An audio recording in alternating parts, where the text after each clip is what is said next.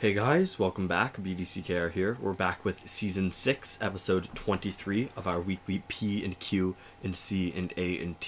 a bloated version of Q&As with which the only sort of pertinent information for people is that if you want to access this in podcast format, if you're currently on the video, you can do that by checking out the link in the description of the video, or the links I should say, because there's a variety of links to listen to it on almost all the major platforms. And I think we can get with that straight into the questions. Our first question comes from Cameron, and it starts off with, "Thanks for answering my questions, guys. Much appreciated. May I suggest you guys make a video on Chainable specials? I'm not sure in your archives you've ever made one." And we actually have not. And I think it's an interesting question, but mainly because, to me, this Chainable specials is something that's really easily testable. You don't need us for that. Yeah. If you've got the character, either you've got the character and you can play with them, or you don't have the character and you can't play with them. But everybody does basics. Mm-hmm. You'll do a basic combo, you'll do a swipe combo, or a tap combo with a combo ender, and then you can just try. Yeah. Everybody's got a special 1. It's trivially easy to get a special 2 when you unlock it. Like, it's been so long for most of our characters, but I think it when you've hit level 5, or is I that don't the remember gears? exactly. Yeah, I don't remember. But you actually don't need us for that. What's actually more interesting that you will need us for. So here's a perfect example. So we've got our Justice League, for the people who aren't watching the podcast, we've got our Justice League team, and it's Wonder Woman who's got the Tentu Totem, and she tags in with Master's Death card. Mm-hmm. So not everybody does this. She has enough range on her special 2. Yeah, because it's or special 2. Yeah. So when she tags in and she's using Master's Death card and doing those little pitter-patter hits to get her second bar of power, that pushes the opponent back when they're not blocking. Mm-hmm. So you need a character whose range on special 2 is big enough so that the hits will reach. Yeah. An example of the worst person for this is probably Doomsday, right? Where all of his specials can miss. Yes, because he's except like for supers. So another person who you would otherwise think would be really good, which is Bounty Hunter Lobo. Yeah. Because he has the passive where, if I recall correctly, it will boost each time you successfully complete a special 2. So being able to do a special 2 with Lobo over and over again would be great, except he whiffs on the first few hits when you do a special 2 and you're using Master's Death card for your second bar of power. Yeah, if you don't wait until they close the distance, and then it's sort of a pain in the butt. Because if you're using doing right out of Master's Death card, there's also like a good chance that you're gonna be unblocked, right? It gives you that opportunity to have them get wailed on a little bit, so they're not attacking, and then combo into it as soon as you can. Right. So the most useful, I guess it's on top of that, it's hard to make a video out of it, right? Yeah. Like the way where it doesn't involve. I mean, maybe this is not the best way to explain it, but we're pretty lazy, and the videos that require a lot of editing and grouping stuff together and planning a lot, which it would, because what you're doing is you're going through all the different guys, you're figuring out who does what, and figuring out or setting up a fight where you can demonstrate really well where they're the star and you're doing this. Yeah, because basically we do about an hour of content a week, and there's very minimal editing. So the amount of time it takes per minute of content we make is probably not more than like 4 minutes, I would say, right? It maybe takes us each 4 times as long to make each sort of like unit of content. Are you counting the time that we're letting it code while we're just not? No, I'm not counting that. Okay. Right? Just in terms of like recording the audio, which is normally once or sometimes twice for shorter, more information-heavy videos, not like this one. Right? And then it's the filming time, right? Well, and then maybe I some guess script work. Maybe I don't count the filming time only because I'm sitting on the toilet anyways playing. Yeah. So it's all downtime. I mean, I'm playing anyways, but the difference is maybe I'm letting my device overheat a little bit more. Or you could be, reading or doing something else there. I guess that's true. It's opportunity cost. I guess that's even true. if it's not like a big one, even if it's not like you're sitting in this studio somewhere. So that's 2 times. And whenever there's a thought, I mean, I like to write down notes about things that we want to talk about, but yeah, maybe I'm guessing actually closer to maybe 2.5 times. Yeah. Because I don't think. But then we count both our times for the actual recording time. Oh, that's true. So that would be 3.5 man-hours. So that's true. Whatever. Anyways, that makes sense. The multiplier is actually not that high, and for this content, it's actually pretty low because the amount of scripting that needs to be done is really, really low. It's basically just the questions and then some notes. Right. But the notes probably take, when I'm like reading through the notes before the video, probably takes like 5-10 minutes at That's most, true. right? So it's, unless if you skim, right? Yeah. So but that sort of video would take testing it with each character, recording it, all the in-between stuff. So the actual time that you're recording for the character is maybe 10 seconds of footage per character at most. And it lends itself more to a description. Yeah. Like maybe like if we had a blog post or something, right? Yeah. And then the cuts in between it require watching all the raw footage again. So it probably takes at least a minute for maybe 10 seconds of footage. It's going to take you a minute to view that, to cut down to the 10 seconds of footage, and then probably another minute or two to find the right place to clip and edit it together. Yeah. So already right there, you've got like 5 times as long just in sort of getting the raw footage together. And that's not including figuring out each thing, if there's something to say about each of them, which, I mean, maybe there's, maybe there isn't. But we're not want to do no voiceover for stuff normally. Yeah. So maybe an intro voiceover. So, like, for that kind of thing, it would be a lot of content. It would take a ton of time. It would probably take, like I say, for 10 seconds of footage, right? The 60 seconds to film, the whatever. It would probably be taking, like, maybe 15, 20 times as long for every minute of footage. It would take maybe 15, 20 minutes to make it. And there would be a lot if we were doing all the characters. Right. So I'm more interested, like, that kind of informational stuff might have been worth doing at some point. I'm actually more interested in the overall strategy, like how everything fits together. Yeah. So that's why I think you'll still see every once in a while a multiplayer team that's interesting to us. Yeah. But not that kind of really, like, this, the level of chaining is more nuts and bolts, and I think you really just figure it out by playing guys that you like, because even if just because you can chain isn't enough to make a team that you don't like to play worthwhile playing. Mm-hmm. You know what I'm saying? Like, yeah. Because you still got, even if you're chaining, you still gotta get the basic combo in, and if you can get the basic combo in, then you don't need to have the chaining. I mean, you see our fights, we don't actually chain a lot at all. Mm-hmm. Yeah, and I think, not when we're talking more about the nuts and bolts of video making itself, I think we can talk about something that a while ago, when Injustice was a lot more popular and we were actually getting people that had more sort of baseline level of understanding. And by we I mean me probably more than you, considered making a sort of series of like quick, snappy, like basic sort of like introductory to like mechanics and gameplay and ideas, and sort of like the higher level of a little bit of the higher level of play, like, you know, how to swipe like we did sort of a version of that with the how to swipe 200% and how to tap 200%. Yeah, too. but just something even more sort of like basic for like looking at like strategies, right? Because we've done sort of more complex versions. Like, we did how to build a multiplayer team. How to build an MP team, yeah. and we did like how to swipe 200% on specials. But we were gonna consider making sort of like a series of snappier videos that had sort of not exactly like what chainable specials for every character would be, but maybe a description of what a chainable special is and how to take advantage of it in general. But I think the ship has sort of sailed, because I think most people who still play this game have played it for a while, and the number of incoming players are small enough that it's not worth making videos for those people. Yeah. Well, and let's face it too, right? The difference is now you're not in high school anymore. That's true. I don't have as much time to put into videos. Right. Yeah.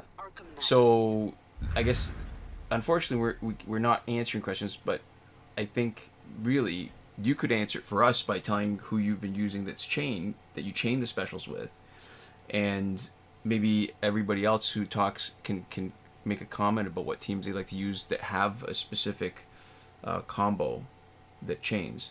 That's true. Yeah. So there we go. It's sort of a crowdsourced answer. Actually, can I mention something? I just thought you can. What's been happening this week since we started talking about you going to school and stuff, made me think a little bit about what's happening in real life. This is the first time in a long time I've gotten excited about a purchase that I made that's going to be coming, I think, in the next couple of days. I mean, well, actually, if we're going to be talking about stuff, it's helping assuage my disappointment in the Raptors losing Game 5 against the Golden State Warriors and having to head back to California for Game 6. But anyways, there was a big price. I'm thinking it's a price error for the Lenovo Y540. So this is going to be my first laptop. And with the sort of the Ebates, I guess I don't know if everybody knows that. That's that website where you can get money back if you start navigating to those sites from the Ebate site. Yeah, it's like a cashback percent thing. So there's a 9% cashback. Not sponsored, obviously. Right, we just use them. Yeah, we just use them. But they basically, with tax all in, it's going to be about $1,300 Canadian for a laptop that is supposed to be a gaming laptop, which is funny because, you know, I don't really game much and I'm not going to be gaming much. Not on PC. But for that price, the processor... So, do you know the processor on the computer that we're using right now? I don't know. It is first generation i7. Oh my god. Wow. So old. This new one is based on the 9th generation mobile CPU that just came out in April. i7, not i9, but i7. So I'm hoping it's going to be really a lot faster and making these videos easier. And maybe, I mean, what we're still looking for is the time, right? When we talk about making these videos, our most precious resource now is the time because we're kind of busy. Yeah. And if there's anything that can buy us some time, but part of it is the frustration so that when, you know, we do try to get these out relatively quickly, especially when there's a glitch. And it's, you know, we usually film and upload the same day for most things. Yeah, we do our best. So hopefully that's going to make a difference. But what I'm really excited about is that the specs on this laptop are in almost every way better than the desktop. Mm-hmm. At least in the ways that matter with the CPU and the quality of the RAM, if not the amount. Yeah. And yeah, it's going to be pretty cool. So that's something to look forward to. Maybe videos being edited a little bit faster. Yeah. And it might finally make sense for us to use video editing software other than Movie Maker. Yes. So that probably won't change a lot on the front end just because I can't imagine us putting a lot more work into editing or needing to. Yeah, but what I'm hoping is it'll just be faster. Yeah. And better at it. Yeah, that's the goal. So maybe we'll do another question before I want to talk about some other stuff, but another question first? Yeah, another quick question. This one comes from Ryan Singh, and they say, hey, do you guys know if there's any way to unban your iOS Injustice account? And the short answer is, not really. Yeah, not in any way in the way that matters the most. Yeah. Because, all right, so we should probably talk about some of the strategies people use that they call an unbanning of the account. So one way is to duplicate the account. Mm-hmm. And if you want to get into the description about how we do it, it's actually on our Patreon page. It's one of the unlocked posts. Yeah. Maybe if I remember, I'll put a link up in the description. I should probably just make a quick note here. Yeah, or you can just go to our patreon.com/BDCKR because we have found that it's easier to put all of our sort of text in one place on our Patreon page. Right. And some of it will be Patreon exclusives, some are not, but that is definitely not. Yeah. So when you duplicate it, the problem with that is, well, initially you used to get banned relatively quickly. Yeah. Within a few fights. Now it seems like there might be a delay, but ultimately you get banned by the beginning of next season. And you don't get your rewards, right? Right. So it's almost like there's no point. It lets you play online, but it doesn't let you do anything. Right. And it's more than just the fact that whatever it was that got your account banned is still there, because sometimes I know that if you fix whatever it is that got your account banned, then there's something marking it, whatever it is, that when you make a duplicate of it, that triggers it again, independent of whatever the original reason was. Mm-hmm. So you can also bypass the ban by quick tapping, like when you go to online battle, you quick tap the area where choose your opponents or whatever, choose the fight. Yeah. Or find opponents. It was perfect. It just came up on screen right now. Find opponents, and on iOS apparently you can play until the end of the ladder. On Android at least, we get banned before the end of before the beginning of the next fight. So I mean, there's almost no point. Yeah, neither of them feel like particularly useful solutions. So, unfortunately, the long and the short of it is you can contact support, and support doesn't seem to really be interested in helping people all that much. I think you might be better off if you have spent money on in-app purchases, maybe slightly, because you're sort of the people that they actually are invested in keeping playing. Right. But other than that, you're sort of out of luck. Yeah, because the funny thing is, I mean, for some people, they think the value of multiplayer. I mean, keep on calling it multiplayer. Technically, it's just online battle. Yeah, because it's not multiplayer. There's one player. Right. It's only you. So they think the value, and you might notice that the fights that we're doing for people who are actually watching this as a video, because it's a Phantom Zone week, we're manipulating the fights and not doing the ultimates every time, just to try to get through Phantom Zone as fast as possible. And you'll see one of the advantages of the Justice League team. Did I call it Injustice team before? It's the Justice League team with New 52 Wonder Woman. It's adaptable enough so that it's effective for winning while being able to meet a broad range of the requirements. Yeah. So, what were we talking about? We were talking about the... Getting banned? The value of playing online battle. Yeah, so to me, the value is actually multiplayer rewards. Yeah. It's good for longevity because it gives you a variety of people to face off against. But at the end of the day, that's less important than the rewards. Right. Because the rewards gives you more variety of content to make. And I think the game would not do well without online battle, just because if you had to pick a ladder and you faced against the same people each time, right, and it was basically just the variety of effects, like arena effects, or what are they called? When you go into the battle, right? Oh, modifiers, whatever the term is. That would not be great because I think that would get pretty repetitive pretty fast. Yeah. Especially because you don't see a lot of gear, right? Right. But there's definitely value in both things, but I think the main value is that when you're playing online battle, whether it's an interesting fight or not, you're working towards something, which is the reward. Well, all right, so there's an example. So what you were playing was it a console or computer game recently that was mainly single player? Which game are you talking about? I can't remember. I know we were talking about the idea that there's a limited amount of time, and part of the reason why the online content is useful is because there's enough variety that makes the game last longer. Titanfall, maybe? Maybe. Or maybe Bloodborne. One of the two. One of the two. I think there's something to be said for single-player experiences, but you don't generally play single-player experiences for insane, like incredible, really long amounts of time. Right. And that's sort of usually reserved for multiplayer games, because for a single player game the only content is content the developers have specifically made for you or in some way made available to you, if it's like in the terms of like procedural generation or stuff like that. So this is why a game like Injustice is kind of interesting, because what we're talking about is we're 5 years in. Yeah.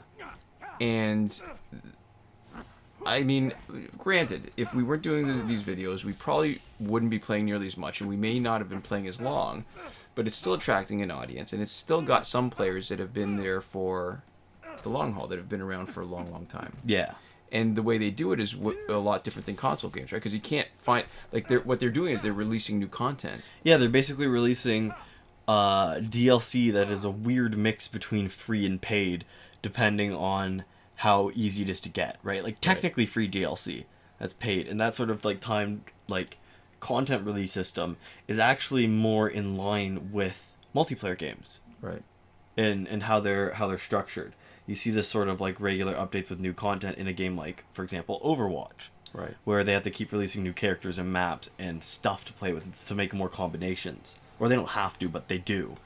But yeah, so it's interesting. The sort of scheme for this is, I think it's more common in the mobile game space, but it's not like a lot of other sort of big games. And this game has a surprising amount of content for being, a mobile game. Right. Okay. Have we said as much as we... I think so. Yeah, I think so. Well, I mean, we're talking about banning and unbanning accounts, so yeah.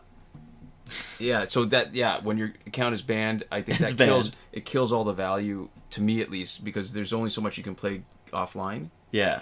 And it would not have anywhere near the longevity. And once you've beaten the challenge, You're never going to find stuff that's going to be on your level again. You either have guys that are not good enough, or too good. Right. Right. And there's not a lot of sort of variety within that. Yeah. Or something else that's been on my mind in the last couple weeks, actually. Yeah? So there's been a lot of news about meatless burgers, and that the companies supplying the meat alternatives are have gone public.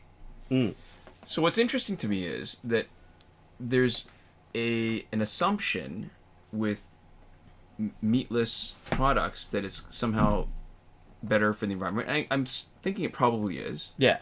But it may not necessarily be better for us. Because there's layers, and I think the layer that most people look at is every step in the sort of food chain, you lose a ton of energy. Right. Right? You have a lot of, like, mammals, right? Anytime a mammal eats something, you lose a lot of energy to heat, right? You turn different nutrients into, you know... Yeah, right. Basically, every level exchange, there's an inefficiency built in. Yeah, there's... Basically, the idea is that there's a process, and when we're talking about energy, we really are talking about, like, at its most basic level, things that can turn into ATP. Wonder Woman. Okay, yeah, that's way too technical Right? for me, but yes, I agree But with you. so the idea is that everything stores energy in some form, and it spends a little bit of energy to store it. It's not free. It, like, That's right. basically stacks it up into storage somehow. Yep. And then we have to pull it back out of storage, and then maybe put it back into storage again. And each time along that process, you know, you lose a bunch of energy.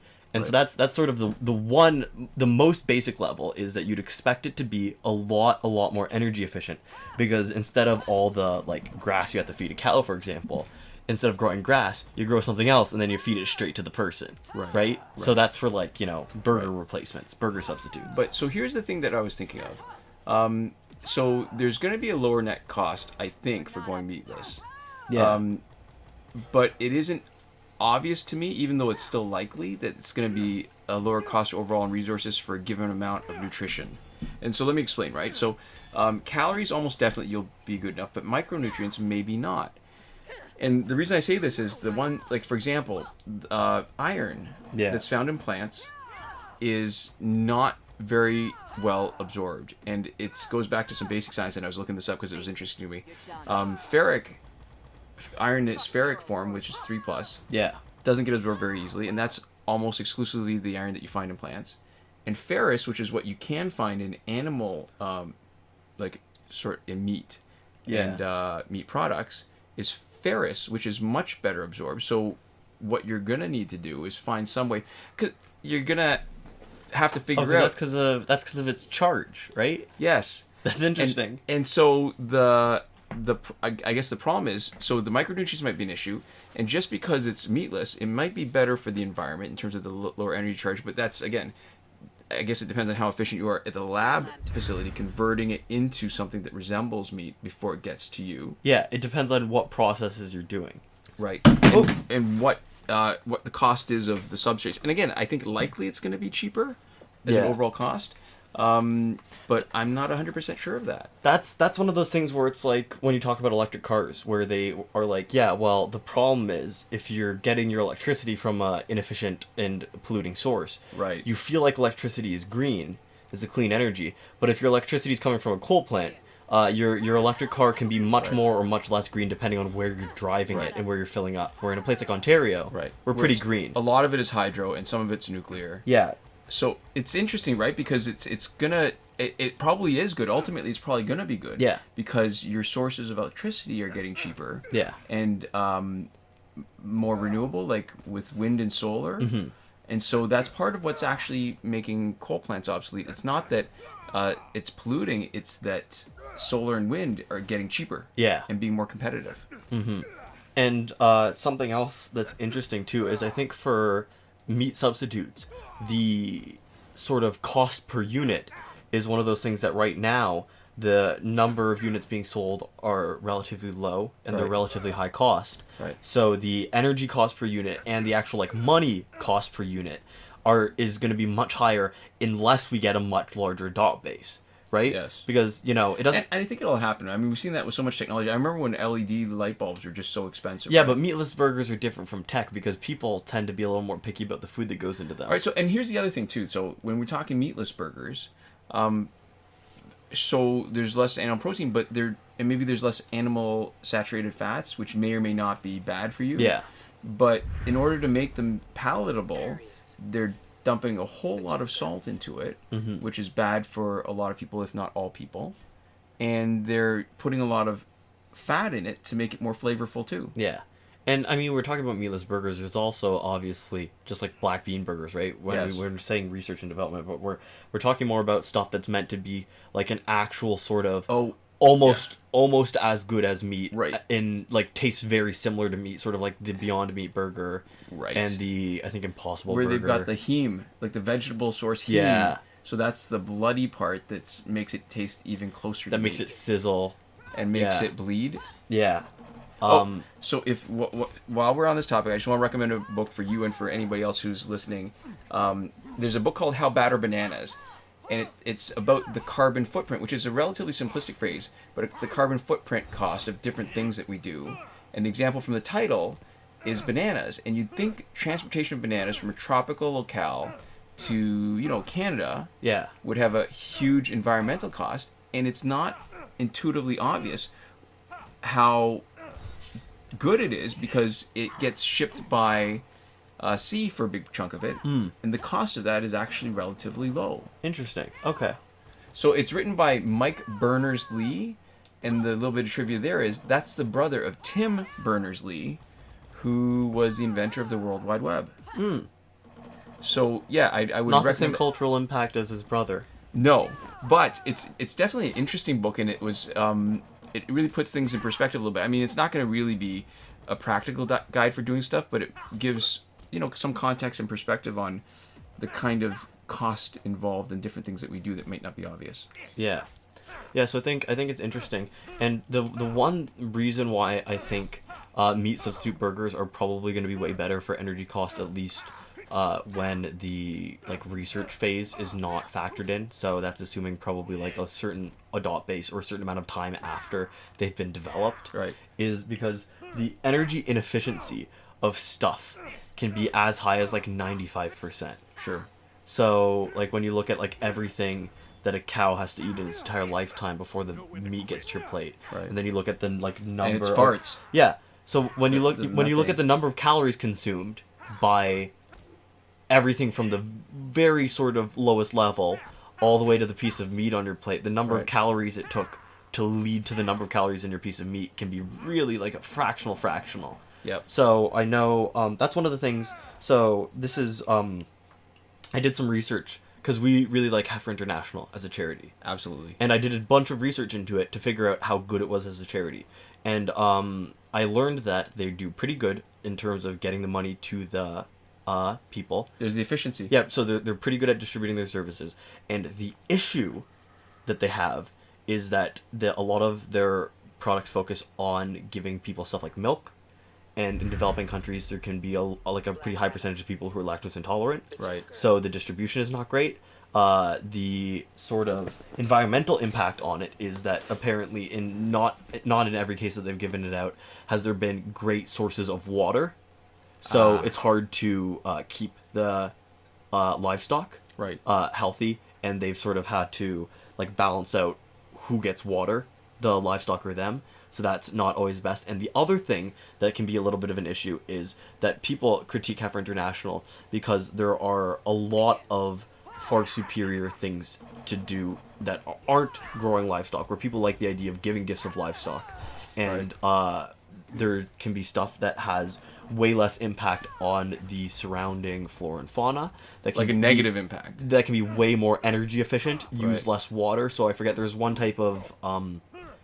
I think legume or bean or something like that was supposed to be hugely more water efficient, so it would work to be distributed to almost anybody, produce way more energy, and just be generally the better option for a lot of land to farm, but not livestock, to farm this specific type of, I think, some sort of plant. So the fact that you even said it and know the difference between a bean or legume is just I have no idea. I know that beans are all kind of funny, all the things that we call beans. Yeah.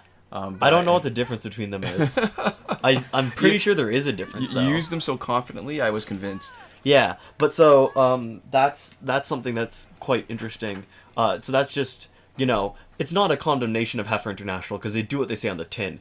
It's just an understanding that there's sort of extra layers to everything. Right. And that just because they do what they say on the tin, we tend to have an idea of the thing that they say they're doing sounds better than it is. Right. In execution, and they do exactly what they say they're gonna do, and it sounds really good, especially from a first world perspective, where we're like, oh yeah, give them a cow, right? It gives you milk, and then I like burgers and I like milk. So that's a great gift for somebody in a third world country. Yeah. But then when you actually dig into the nitty gritty of it, there can be a lot of extra sort of factors that you don't include. But I think part of it is they do the water stuff too.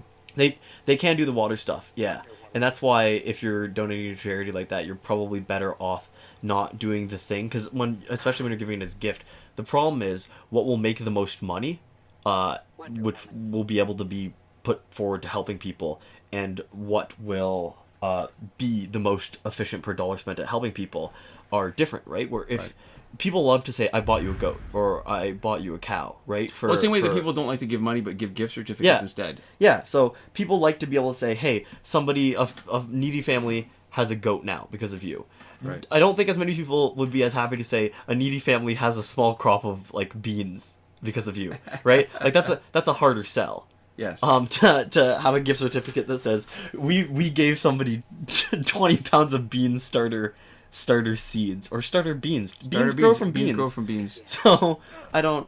But yeah. So it's definitely a question of if they did a more efficient charity model, would they even get support the same way? Right. Right. And that's got, you can't ignore that. Yeah. You have to take that into account. So I guess to close on this, meat is not energy efficient, but there's a million different like factors that you have to consider when you're doing anything where you're switching over from one system to another. Right. For resource expenditure, and there's a lot of factors that you're probably not considering, even if you're considering a lot. Right. I'd imagine that short of this being your job, I imagine we're probably still missing a ton of the reasons why one would be better than the other or different or. We're just making stuff up. Yeah. We haven't even really done the research, or just only enough just to know that we're missing the big picture. Yeah, but I like the idea of eating meat substitutes because the sort of base concept of using less energy appeals to me. Right. There we go. I think we've rambled enough. I think that's the closest we're going to get to like a concluding statement for that. Our next question comes from TOTMG's Rock XD, and they say, why not give Deathstroke the Ibis Stick, Tantu Totem, and Master Deathcart though, focusing on Special 2? Special 1 doesn't do as much damage as Special 2 for Deathstroke. I tested it. The damage over time applied at the last hit is also extremely overpowered when combined with the Ibis Stick. The result is that you inflict like 470,000 plus damage with a Special 2, plus massive damage from the damage over time applied. It's super overpowered. So this is a comment about the Flashpoint team. Yeah. Or a question, really. Flashpoint Deathstroke's gear on the Flashpoint team. Right, so the difference is, instead of our loadout with... Basically everything's the same, except they are suggesting that we switch out League of Assassins knives. Yeah, which is splash damage on Special 1. Right, and also I think crit chance on Special 1. Yeah.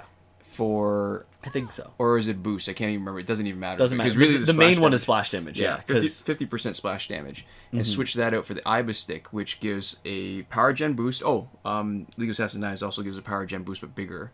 Yeah. Plus boost to Special 1 and Special 2. Yeah. And damage over time. Oh, it crashed. 10% damage over Justice time, crashed. Right? Yeah. I guess there's a few points. One is that Special 2 can do more damage, but if you've got a balanced team like we do, Special 2 doing more damage isn't really necessary because Special 1 does enough to knock out the first person usually. Yeah, and if not, the second one usually does too. Right. And it's easier to get to one bar, right? So when you have... all right, maybe I'll get into that later, but so the advantages of Special 1 is, and our loadout is, because Special 1... there's only one splash damage gear, and that's League of Assassins Knives, but that gives a 50% boost. Yeah. And the best Special 2 splash damage, I believe, outside from the Ares specific one, where only Ares can do it, which is 20%, is 15% from the Mace.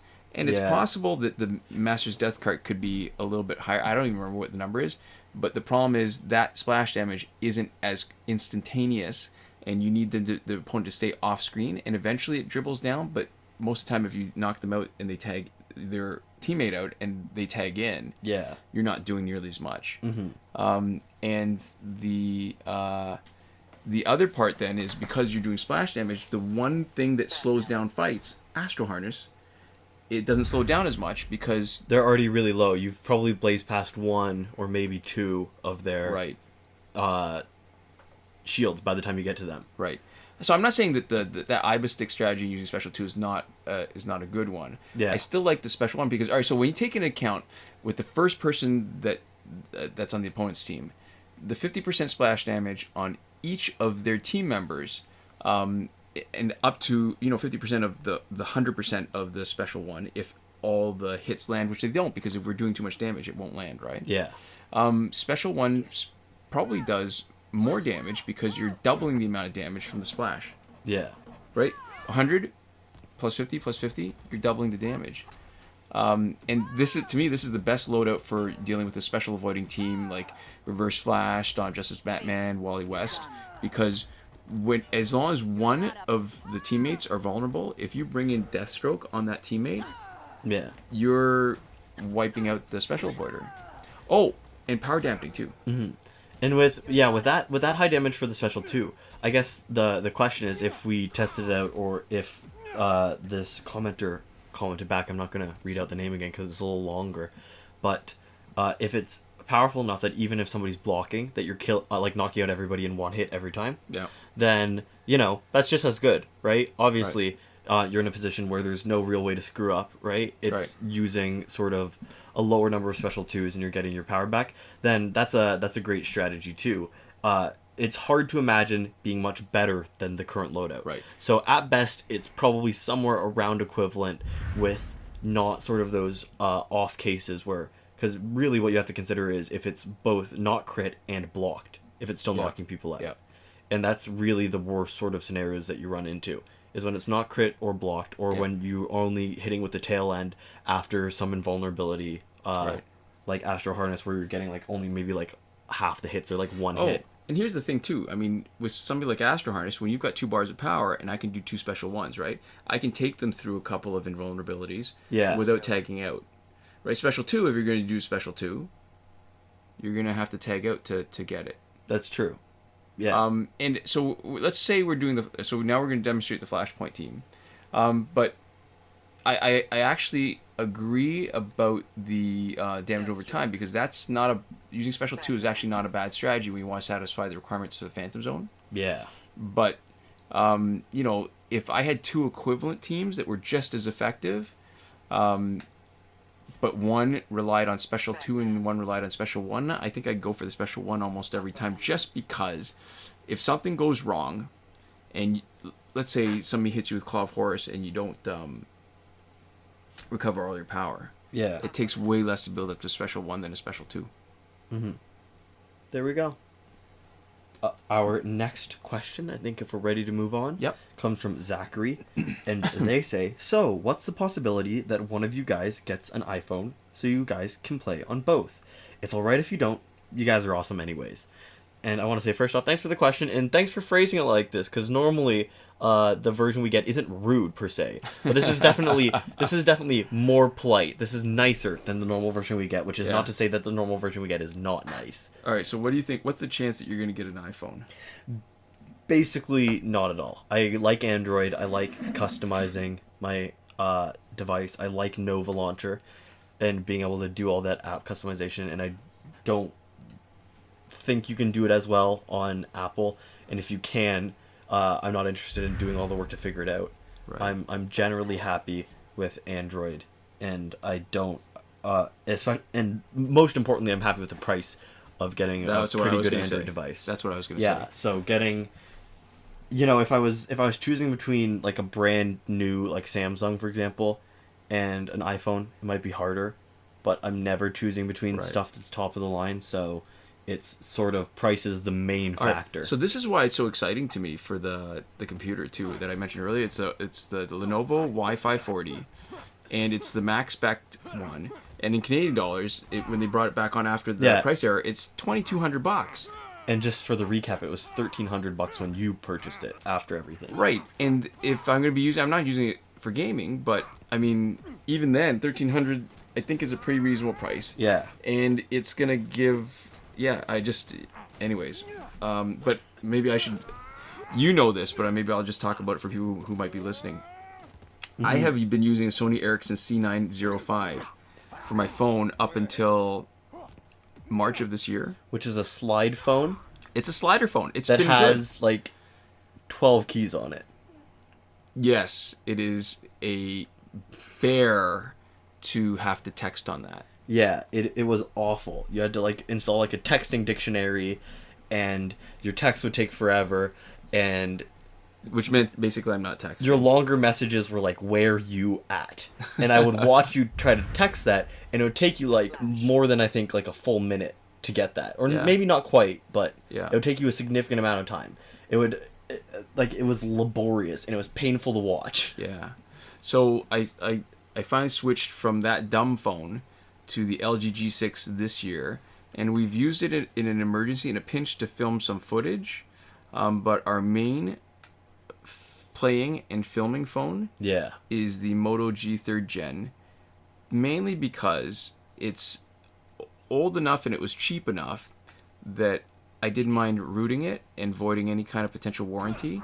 And what it allows us to do, and you can see it in the game right now, is we can do recording with the game audio on the device. Yeah, because most things don't let you do that by default. I think Apple does actually let you do that by default, which is interesting. If you there's a recording functionality where you can screen record that's built in, and it gives you full audio. And can you disable the microphone? I think you can. Yeah. Okay. Because that's the most important, right? Otherwise, what you're getting is a lot of the background noise. When from wherever and whenever you're filming. Yeah. So it's not what most people want to hear. Interesting, but yeah, Apple can actually do that, because I know people can do like screen recording and record the device. For example, if there's like a video on an Instagram account that's private, and my friend wants to send me it and it's funny, they can just do screen recording and screen record the video and then send that. Huh, interesting. Yeah, and they get device audio. So I know that that's functionality on the iPhone, which is actually pertinent to this question. Yeah. Well, I guess it's the other part, even if everything else being equal to, there's parts of Apple that I kind of resent. Yeah. And the best example I could come up with, and I still, I've been saying the same one for years, but the fact that they took their charging jack that was proprietary. Yeah, and then changed it. To be fair, they've kept with the new one, and it was probably some sort of increase in functionality, harder to break, whatever. But yeah, it sucks that when everybody else was trying to standardize, they changed it again. Right. They did their own thing again and made accessories not functional anymore. Because I resent Android less for going from micro to a lot of them going for USB-C. Yeah. But I mean, the fact is, because all these devices are interchangeable, it lets you go from Samsung to LG to Huawei to wherever you want, right? Within that larger ecosystem. So, yeah, I guess the short answer is that it's pretty much no chance of going to iOS. Just for nothing else, because of cost. Yeah, any one of those reasons I think would be enough. Is really the answer. Yeah. So there we go. Our next question comes from Awesomegamer241, and they say, "Hello there. I just wanted to let you know that I finally got my love for Injustice back from making a new account, and it's great. I just have a question. Do you think it would be better to promote challenge characters or get a constant stream of gold characters for online battles? I'm indecisive and think you two would give me a bit more insight. Thanks." This is interesting because this is a question from somebody who's essentially both a veteran and a new player, right? They find themselves with like a veteran's knowledge but starting fresh, and seemingly of their own volition and not from being banned, which is cool. Yeah. Because I think a lot of people who are starting fresh from having played a lot would be very frustrated. That's true. But although, I mean, from the phrasing of it, it's quite possible that Awesomegamer got banned on one account and just decided they were going to build it, but found a joy in building that they didn't expect. That's true. Either way, good on you, Awesomegamer241. You've been with us for a while, and it's good to know that you're still having fun. Yeah. So what do you think? I would say that the best thing to do is, if you have enough time, Deathstroke. Both, basically, where you challenge character, right? And you try to get as many copies by playing the challenge, replaying the challenge. If you can get, the 11 copies, or just so that you have enough that you don't need to spend any credits on them, right? From the week that they're up, that's ideal, and then you can use all the money and the money in the packs that you get for completing the challenge, maybe even complete the challenge on a higher difficulty level for because you get a gold pack, right, at higher difficulty. So I wonder if our perspective on this question might be skewed a little bit by the fact that we started off so long ago, we've been collecting, and that we're still that our advice is still going to be colored by the idea that collecting is important. Yeah, because I mean, basically, like your constant stream of gold characters for online battles is good to get you enough gold characters that you can play consistently for online rewards, right? Right. And that's what that's good for. And the challenge characters, the mediocre challenge characters are still like maybe like mid-tier to up to high-end gold characters. Right. And the best challenge characters are pretty much unrivaled, right? They're like the best of the best. Yeah. So, depending on what challenge is in, you definitely want the challenge characters maxed out for, or the ability to max out the challenge characters, not because you don't want to max them out right away for online, depending on how you configure them with your teams, but you definitely want the challenge characters are the easiest way to have at high elite level. Okay, so this is interesting to me because we made a few assumptions when we answered the question. I'm not actually even sure that Awesomegamer is playing on Android, because there's sort of the implied assumption that this is promoting challenge characters directly versus paying for the gold pack. Yeah. That's a slightly different question, because if you cannot reset the challenge on iOS like you can on Android, that's true. Then what do you do with your credits? Yeah, that's a totally different math. Right. And all right, so here's the thing to me. It really depends on who you like to play. Yeah. Because it's a question then of who do you promote? Do you direct promote the really good challenge characters? Or do you just buy an overwhelming number of gold packs so that you basically have fully promoted a broad base of gold characters? And I think if you're starting out, even for online play, your best bet is actually just get a bunch of gold packs, because you don't want your guys fully promoted, because that's not going to help you. You're going to get yourself curb stomped because you're not going to have gear. Yeah, except for the one exception would be just having one really good team to get through the offline single player mode and farm bonus battle 6 if you want. Yeah, but the question here was specifically for online battles. So I think just in terms of that, you want one good team so that you can farm gold. Yeah. And more characters at a lower level is better for online battle early on, but you're going to want to work to eventually. Your long-term goal is going to be high elite challenge characters with good gear. Yeah, I mean, it makes a difference, too, that the matchmaker in online is reasonably fair. Yeah. Especially in the lower levels compared to the really top levels where you see a lot of hack teams. And to me, I mean, one of the illustrative points, I guess, is even though it might not seem like it, we don't actually play with a lot of teams. We might have experimented with a lot of people, but at this point, there's sort of, for the grinding, there's maybe 2, maybe 3 teams that we use a lot. Yeah. And you're seeing two of them in this video. And because we like them, they're fun, and a big part of their fun is the passives. Yeah. And the challenge characters have better passives. Tend to have better, right, exactly. So that might actually be a bigger consideration. I mean, if we were starting again, I would really maximize one team that was strong enough, but knowing that it would be a long time before I get to play them, because in order to get through single player to get the credits, to get the gears that I want, and that maybe that's the better answer, is which should you spend your credits on? Challenge characters or gold characters? Yeah, gear is what you should spend it on. It's like that joke that we've told too many times to this channel. Who's the richest superhero? Who's Superman richer? Or Spider-Man? It's Batman. Yeah. Where gear is probably actually more important to your online play experience, just to be better in a way that is undetectable, right? Gear and Survivor are actually like for augments, and gear helps you to grind offline too. Yeah, so it's gear is good for everything. It's transferable across characters. The worst that happens when you make a mistake is you waste resources, but there's a smaller chance that you waste it because you can use those gears on anybody else. Yeah, and even crappy gears can still make your guy better, right? When you have less gear, when you have a lot of gear and a lot of characters, you're creative about making the best thing possible. Right. But when you have less gear and worse gear and less variety in characters and worse characters, your play style shifts as you get more stuff. Right. So that's actually a lot of variety of play. We didn't have too much of this, but as you're getting new gear and sort of figuring out what teams you can make, what archetypes you're good at making, what sort of styles you can form. Our perspective changed too, right? Because we started off before gear. Yeah. Pre-gear, and here's the thing too. Pre-gear, pre-online. Right. There are plenty of 2.5-star gears that are actually really good. Yeah. To your point about how, that even if you...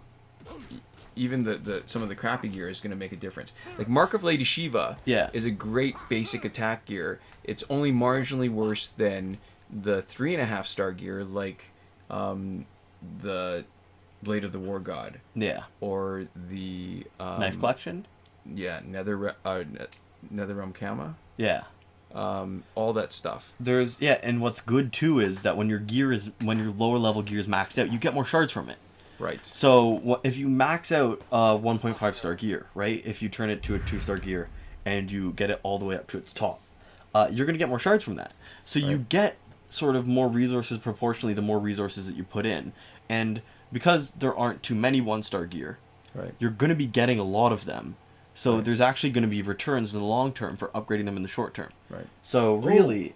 everything in gear is worth doing something with. And I'll even say that there's one 2.5-star gear that's better than, for its purpose, better than any 3.5-star gear. Yeah? Demon Blade. Ooh, so it's the only gear that will increase the crit chance and give a boost to Special 2. So if you have a Special 2 specialist, I think you wouldn't go wrong having a slot filled with that, even if you had every other...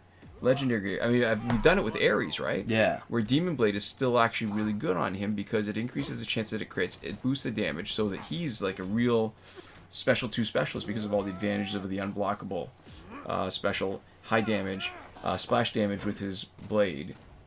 Yeah, so for sure.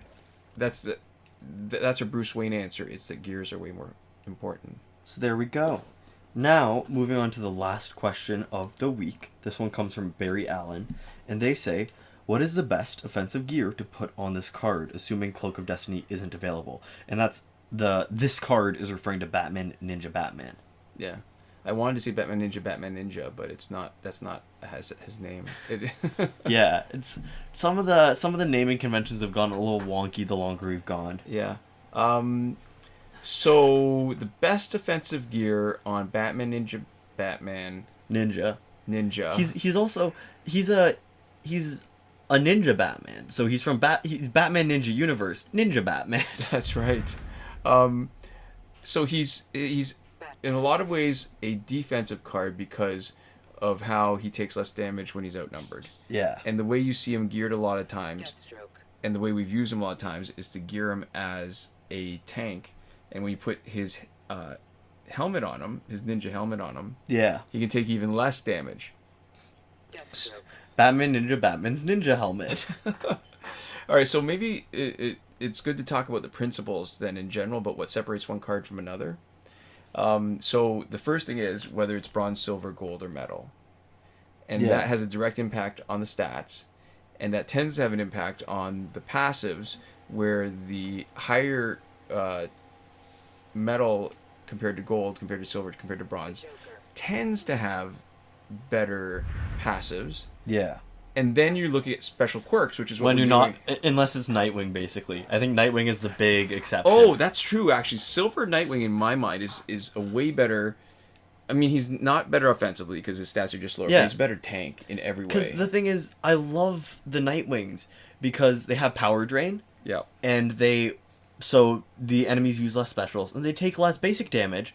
Yeah. So combining his special one with his passive is perfect. They complement each other so well. Right. And that's not quite the special quirks I was thinking about that was separate from that, because that to me is like a combination of their stats and passive, right? Yeah. But so in the case of Batman Ninja Batman, the reason why he's so good, as you implied, Barry Allen, with the Cloak of Destiny, is that he's got stun as the initial part of his special 2. Yeah. Which allows the Cloak of Destiny to ramp up the damage on special 2 so that he can do a huge amount of when it's unblocked, because the first stun is only a small part of the damage of special 2. And then all of a sudden, Cloak of Destiny, they're stunned. Boom. Because, the multiplier in Cloak of Destiny is more of a damage boost you can get from literally any other single piece of gear. Right. It's crazy how good it is. And most characters don't have consistent stun, so you need to use more gear to get stun, and then it's only sometime. But any character that has stun with Cloak of Destiny, as we have done a lot of, especially, with like Batgirl, is sort of the primary example, can do wicked damage. So the cheating answer, if you don't have Cloak of Destiny, is to put Necron's Scythe in there, because Necron's Scythe gives the same boost to stunned opponents. Yeah. And it's got the advantage of giving you a revive once you've knocked somebody out. Yeah. But let's assume the idea is that you don't have gear to take advantage of it. Yeah. So then you have to look at his passive to figure out what are you going to do with it. So his passive is Ninja Rising. So when outnumbered, Batman receives 50% less damage and is immune to life drain. That's all sort of defensive. Yeah. Batman Ninja teammates get plus 20% critical chance, and all teammates gain plus 50% power generation from critical hits. Yeah. And it's good that we were specifically asked what's the best defensive gear, because it's entirely possible that if you don't have Cloak of Destiny, what you'd want to do is pivot and make him a tank. Right. And so we will not go that direction. Yeah. And so what I think, to me, you'd think that, well, you get plus 50% power generation from critical hits. Maybe you want to make them specials. I think no, because it's you know what this is like? This is like each level of food production where there's an inefficiency. Yeah. So if he's not getting critical hits, he's not getting the benefit of that second part of his passive. Guess what? Get more critical hits. Yeah. So I think what you need to do is increase the crit chance. And then the damage will follow naturally from the special, and it doesn't need to be boosted the same way. Right. So you increase crit chance for basic damage, you increase crit chance for specials, whether it's specifically Special 1 or Special 2, or both of them. Like, I think Tantu Totem boosts the crit chance for all specials. Yeah. And then, I mean, the way we like to play, we like to really lean into the one advantage. So if they're going to be offensive, we're going to go full offensive. And if he's not augmented, yeah, then try to get as close to 100% crit chance as you can. And anything left over, you could boost whatever damage you're going to use on them. Yeah. And especially crit damage, because crit damage is always good. Yeah, and unlike Flashpoint team, where their passive actually gives them a bigger boost, and it's not actually worth boosting crit damage, this definitely is. Yeah. And then maybe boosting... Yeah, because boosting crit damage helps with both specials and basics. Yeah. Or, because Batman is Batman, and he's got fast basic attacks, boost basics. Mm-hmm. And I think that's all I've got to say about that. What do you think? Yeah, I think we're coming up right here on the end of the video, or audio, if you're listening to this on the podcast. So we should finish up by mentioning that we have a Patreon, and as I've started mentioning recently, if you are the type of person who has listened right from the very beginning, and you've gotten all the way here, you spent the last, almost entire hour with us, or, you spent an hour with us broken up over multiple listening sessions, however this has been delivered to your ears, you are probably the kind of person who might want to take a second now and consider supporting us on Patreon. Patreon.com/BDCKR. It is really cool. It's totally not necessary. It's optional, right? Right. But it's a really direct way of showing us how much you like our stuff, and it's a way that is always really surprising and we're always super appreciative of. So that seems like the kind of thing that you want. It's not going to change the type of content we make or the frequency with which we make content, but if it's worth supporting us a little bit in that specific way to make us happy, and then maybe make you happy because you're supporting us, ideally, right? If you think giving us money would be a net positive on your life for whatever reason, we would love to have your support. And always more importantly than asking for new people to support us is giving a huge thank you to all the other people who have made the decision that giving us money is makes them happier. Yes. Which is crazy when you put it that way. It's really cool to think about. So a massive, massive thank you to... Do you want to take it away? Yeah. You know what? Part of me feels bad because we're in the middle of a fight. I think we're going to cut out early. We've got a lot of footage. And... what the heck? I'm going to interrupt it with this. Big thank you to Console Peasant, who's supporting us, and we'll let the fight play out afterwards. To silence. Console, who is supporting us at the highest last word tier. I don't think we said his full name. Console Peasant. We interrupted it a couple of times. I think you said console and then so we moved on. Let me try that again. Get this right. Yeah. Big thank you to Console Peasant, who is supporting us at the highest last word tier. John Auriemma at your message here tier.